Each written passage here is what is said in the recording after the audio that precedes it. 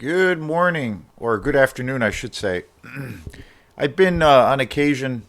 Hello to everyone, first and foremost, as I usually like to start the show, where I like to, give a shout out to the people who like this channel and support support all of these crazy videos that I talk about, or crazy movies that I talk about on these videos. So I really appreciate people chiming in and commenting. It was pretty funny the other day. I don't usually like to get into it with people as far as I don't know, confrontations. I'm not a very confrontational person unless I like absolutely have to. But especially on media, social media, I don't usually ever engage with people that way. Sometimes I do, but it was funny. The other day I did a show on a newer movie. It was actually the last movie I saw before the plague hit, and it was a show on 2020's The Invisible Man, which I really love that movie. Such an awesome horror movie. One of the best horror movies I think that's come out in quite a few years. And I saw it in the theater, and it was great. So I did a video on that. And then around that time, I had a new guy. I can't remember his name. I'm not going to mention it.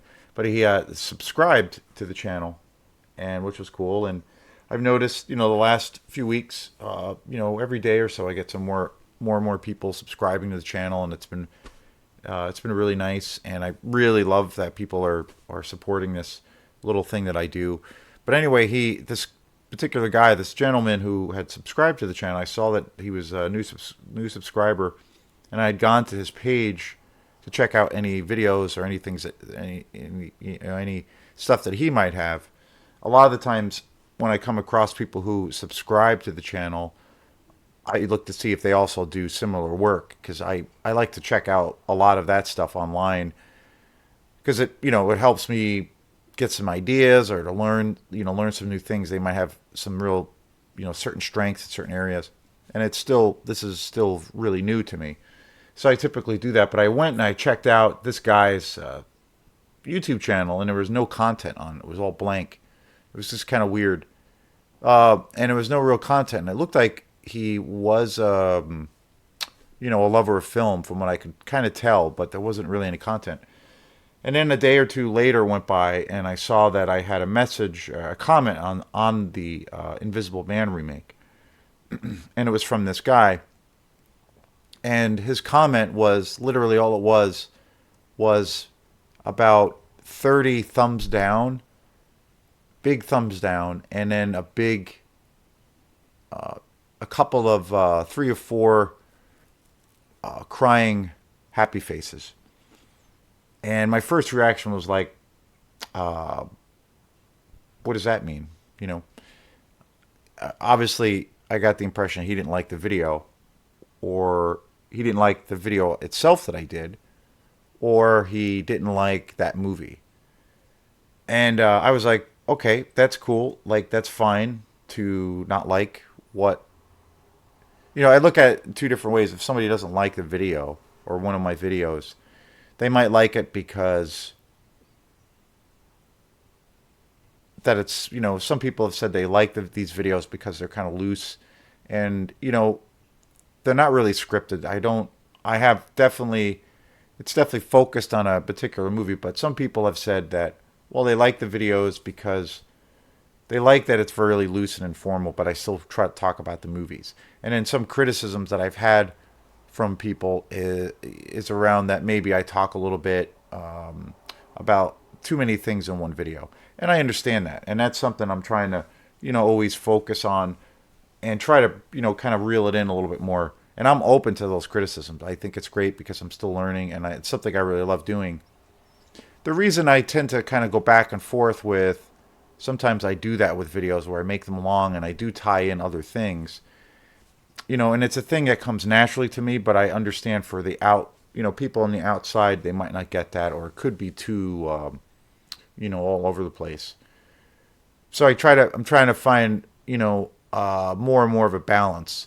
But at the same time, for me, it's this, like, my natural disposition to, when I talk about movies, is to kind of always talk about how they're related to me, or how I relate to them, and in particularly, around the music that I'm involved with that is very much, or really 100% or is all directly influenced by film.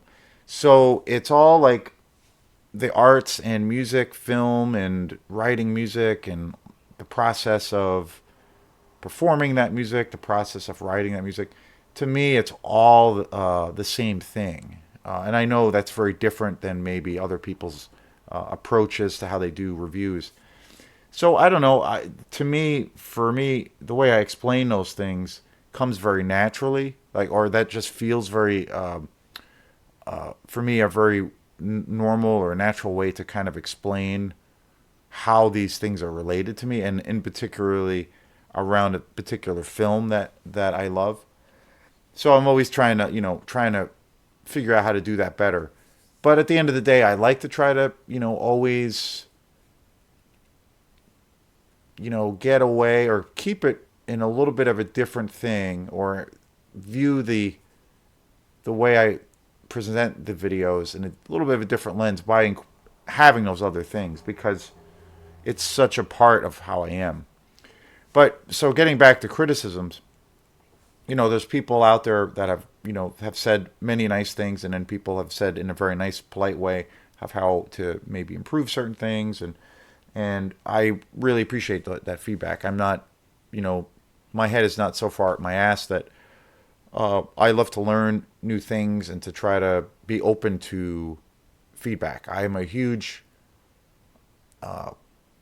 component of trying to get a sense of how things are being received, on because I feel like you learn, and you try to always, you have the performer perspective, but then you have the audience perspective. So I love to hear the audience's perspective in a lot of ways.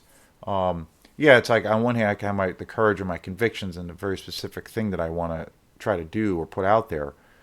But I think hearing that critical feedback, even if it's not good, is at the end of the day is makes you better if you're open to it, and you're not so full of shit and so full or so stuck in your head.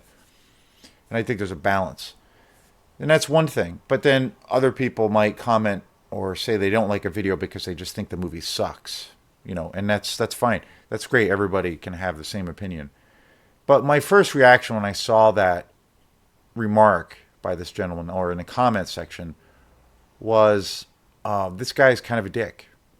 This guy's kind of an ass, and that it just, to me, it looked like, I don't know, it came across as like the most inarticulate way to express an opinion, and basically giving me the middle finger. That was my first reaction.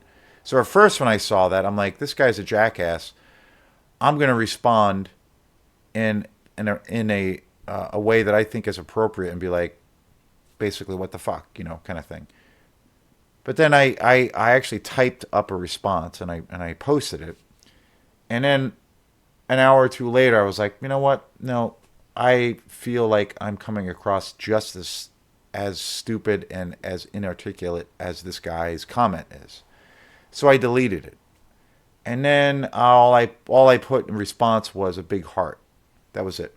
So that's generally how I am about responding to people who, might not like a video or a movie per se. And I think, if somebody doesn't like a movie, I love having discussions and to a degree debates with people about certain things, but more in the guise of like having a discussion, from different opinions and all those things. And I would have had much more of a positive response to that comment if he had, basically laid out, or more or less, his reasoning or his case for why he doesn't like that movie. And he could completely disagree with everything that I said about that movie. But do it, and you can do it in a respectful manner, like an adult could do. But when I saw that kind of comment, I was like, no, that's really juvenile. And then I felt my response was even more juvenile, so I just deleted. And it is what it is, I won't ever take down I won't ever disable comments or the comment section on any of these videos because I love hearing people feedback, whatever the hell it is. I don't give a shit. I think it's great. It's about interacting with people, especially around these movies. But anyway, so today's show is about a review. Is a review for a movie that I actually did a review for. It's kind of a, I don't know, like a reprised review for a film that I have grown to love so much. And I just watched it again the other night. And I'm like, now this is easily one of my favorite films in this particular franchise. And the franchise is Friday the 13th. I did an extensive coverage, extensive series of videos, and I covered all of the movies in the Friday the 13th franchise. My favorite, my my most my go-to franchise in the horror world, and the my favorite franchise for that matter. And so I, always go back to that. And I watched the movie that I watched again, and I did a review on all of the movies. I even did originally I did a review on the entire franchise, and then also some of the kind of spin-off movies that came after that. And I generally love all those movies. I think they're all really good. I do have my favorites, particularly the first one, and then also Chapter 3, the final chapter. Probably that still being my favorite. Ted White, who is the guy who played Jason Voorhees, he's like my favorite actor who played Jason Voorhees in pretty much the entire series. But so I've been watching, I had watched all those movies and I watched them all in succession. It was really great. And then the other day I had this urge, because one movie I remember watching when I watched them all in succession, which I always liked, but I had this craving to watch it the other night. So I watched it, and that is Friday the 13th, Part 6, Jason Lives. And I watched that again last night, and I'm like, this movie is so great. This is now one of my favorite movies. I almost want to go to the place and say, and to almost say it might be my favorite movie of the franchise, which is crazy. But I really love this movie. It's such a different. I don't know. In some ways, it's so different than the rest of the movies in the franchise. I think it's. I think it's probably the most beautifully shot movie in the entire franchise, and everything, out of everything in the Friday 13th universe. And it came out in 1986, and it was directed by Tom McLaughlin. And I just think it's, again, it's such a great movie. And I thought, I always liked it, and it was actually the only or one of the first movies I remember seeing this as a kid, and I was about 10 years old when I saw this in the theater, and I remember really liking it and really loving it. It was the first time I got a chance to see a Friday the 13th movie, and I remember my parents had taken me to see it when we were on vacation, and I was like 10 years old. And it was great. It was so much fun, and it was scary. It was a great, amusement ride kind of a thing. And since then, I've seen it, a few times. Not a whole lot, but I've always liked it. I always gravitated to those other movies I mentioned before more so, but I always thought it was good. And then I had this craving the other day to watch it again, and I watched it, and I'm like, this movie is so awesome. And there's a really great special features component with this movie where they interview Tom McLaughlin, the director, and it's super interesting. It's probably the best collection of special features on the entire box set that I have of the series of Friday the 13th. And he talks a lot about where it was the sixth movie in the franchise. The franchise was going really strong. It was totally established, and it was, making lots of money. It had a huge fan base. It had the underground audience in the palm of its hand, but then it also had a commercial following, so it was making money in the box office. By this time, Jason Voorhees was an established icon in horror. And John McLaughlin was talking about when he basically was asked by Paramount Pictures to do part 6. They basically gave him the keys to the kingdom, and they let him do anything and everything he wanted to do. They gave him total uh, open canvas to take the movie in any direction that he wanted. He had, I kind of feel almost to a degree, he had, with the exception of like Sean Cunningham, but I almost feel like he was given even more creative license than most of the other directors that were involved with this awesome franchise. And he was really coming from it in the special features. There's a really great documentary and two separate interviews where they interviewed Tom McLaughlin about the film, and he talks so much about his influence and his deep love for the Universal monsters. You know, the classic Dracula movie played by Bela Lugosi, the original Frankenstein played by Boris Karloff, the original Wolfman played by Lon Chaney Jr., the original Mummy played by Boris Karloff, the Creature from the Black Lagoon, and also the Invisible Man. All the iconic monster movies that kind of ushered in the age of horror and changed cinema forever. He was talking about how he really loved that whole period of those films, and he loved the whole like gothic aesthetic that those movies all kind of were about. And he wanted to kind of do something like that with this movie, with Part 6, Jason Lives. And he even talked about how throughout the movie itself, there's all these references to those actual monsters and those actual movies. And it's super cool, like super, super interesting. And the cinematography for it is just spectacular. I think it's the most beautifully shot movie of all of the series. Like it's really good. And he said that what he wanted to do with the film was to really take it. I mean, yeah, it's still got the real silliness, the campiness. It's still got that that super low budget '80s vibe, which is goes with that saying. That's going to always be a part of those movies. But he really wanted to take the basic framework of how those movies were made and make a really high level quality movie where it all like looks fantastic. The movie is like really good quality. You have great actors, a great script, a good story, and it looks gorgeous, and it's really high end, even though it's still very much a low budget '80s slasher movie. But he really wanted to elevate the series and that movie, and it really shows because he constantly would reference the classic gothic horror movies of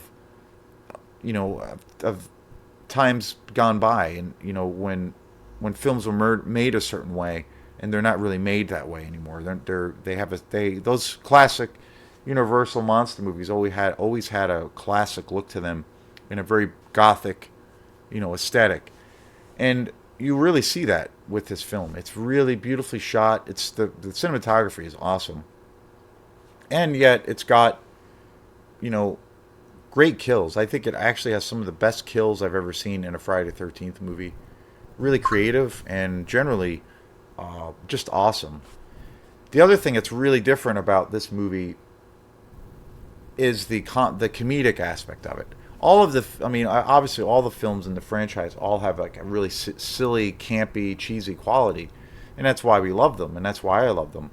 But this is a little bit of, I think, even the comedy aspect of the film is elevated to a higher level. Like it's obviously it's comedy, but it's written in a way where it's better quality, and so everything is kind of elevated to where it's actually not it's not just silly and cheesy or campy because the writing is bad or the acting is bad, which usually is, what gives a lot of these movies a sense of fun or comedy is because of those aspects. Because technically, you know, the juice isn't really there. But what he did was actually no, like actually have let's actually have a good script and good comedy that's actually written for the movie, and actually have good actors that actually can, have a presence, and let's go to that place. And so that's the interesting, the really fascinating thing about this whole movie is that it's still a campy, fun, amusement park kind of ride, but it's a the best way I can describe it is that it's a fully elevated experience where it's actually really, if you look at it from, past those qualities, and you look at it at face value for just being a film, like even a standalone film, which I kind of consider this to be because of the quality of it. If you look at it from just at face value as a movie, it's really good. Like it's actually really good, and I'm like really surprised then that it is that strong, and it's I think in a lot of aspects it's head and shoulders above the rest of the movies in the franchise. Like, and I think it's just, I kind of feel like this movie is a standalone movie.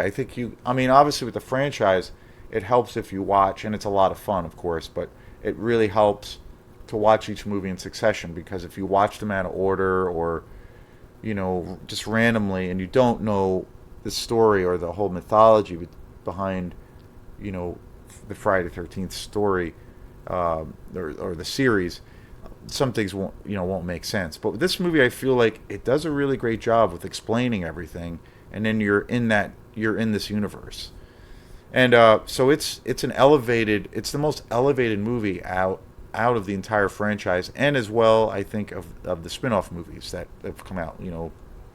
Case in point, Freddy vs. Jason, which I think is an awesome movie. Really great. And so I wanted to do this show where I just kind of talked about it again in a different light and with a little bit different, a different perspective and a newfound love for this film because I generally think it's an awesome movie, and it's one of my favorites, if not my favorite movie of the franchise. And I think it's one of the most underrated films of the franchise. I think it is. I never hear the film talked about. Every now and then I hear the film discussed in a manner that people really love it and they think it's great, but not like compared to some of the other films. And in particular, C.J. Graham, who plays Jason Voorhees, I think he is so badass in this movie. He's super menacing. He's got this physicality on screen that is just really intense. And his whole presence is like really good, and I'm blown away by how much I'm enjoying that even now.